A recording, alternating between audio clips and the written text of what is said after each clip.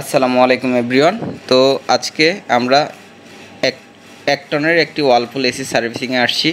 তো আমরা এসি কোন নিয়মে সার্ভিস করি, যদি আমাদের সার্ভিসটা না দেখেন তাহলে কখনোই বুঝবেন না। তো এসি নিয়মিত সার্ভিস না করলে যে প্রবলেমগুলো হয়, তো আজকে আপনাদের মাঝে শেয়ার করব।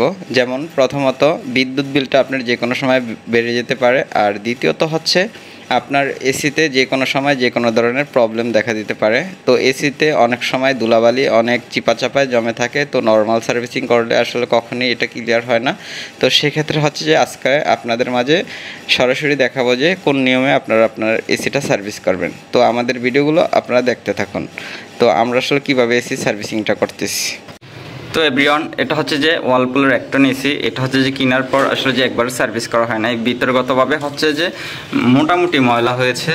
তো এটার আউটডোর হচ্ছে সবচাইতে বেশি ময়লা ছিল। তো এখন হচ্ছে যে আমরা এই এসিটা হচ্ছে যে ডিপ ক্লিন করবো। তো এটা কিন্তু এখন পুরো কালো আছে আর কি। তো আমরা যখন সার্ভিস করে দেবো, এসিটা কেনার পর যে কালারটা ছিল কন্ডেন্সারের, ঠিক ওই কালারটা কিন্তু ফিরে চলে আসবে আর কি। তো সবসময় আসলে যে এসিতে কোন ধরনের সার্ভিস দিতে হয়, যদি আপনারা নিয়মিত আমাদের ভিডিওগুলো দেখেন, সেক্ষেত্রে সবসময় আসলে যে বুঝতে পারবেন যে আপনার এসিতে কোন ধরনের সার্ভিস প্রয়োজন। তো এখন হচ্ছে যে আমরা সার্ভিসটা করব, আপনারা সবাই আমাদের পাশে থাকুন আর ভিডিওটা দেখতে থাকুন।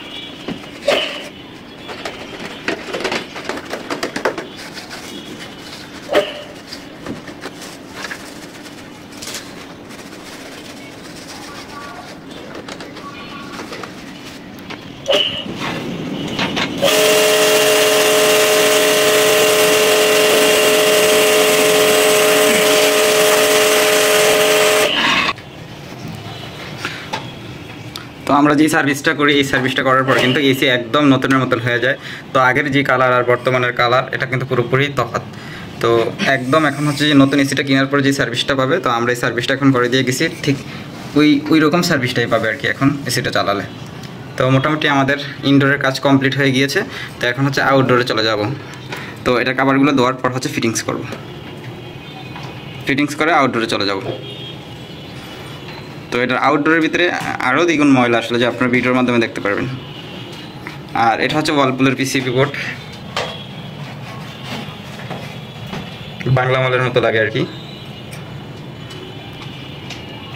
যেহেতু আমাদের ইনডোর সার্ভিসিং হয়েছে, আউটডোরও সার্ভিসিং হয়েছে, তো এখন হচ্ছে আমরা হচ্ছে যে ইনডোরের যে কাভারগুলো আছে, এই কাভারগুলো পরিষ্কার করতেছি।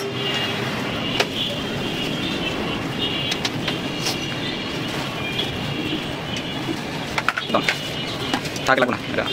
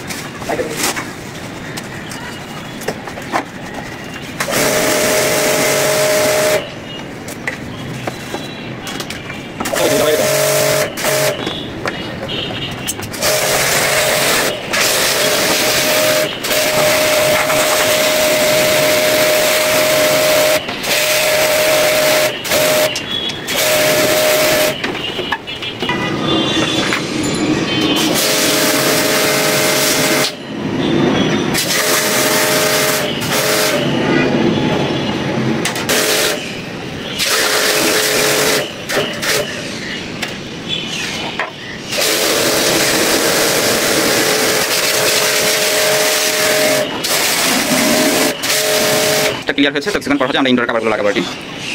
তো এটি হচ্ছে যে ইনডোরের ময়লা সব যা আছে আর কি। তো আসলে যে আমরা যে ডিপ ক্লিন করি, এই ডিপ ক্লিন করলে কিন্তু আসলে যে পানিগুলোর ভিতরে ঠিক এইভাবে ময়লাগুলো বের হয়ে আসে আর কি বালতিতে, এই পুরো গাদ হয়ে যায় আর কি বালতির ভিতরে।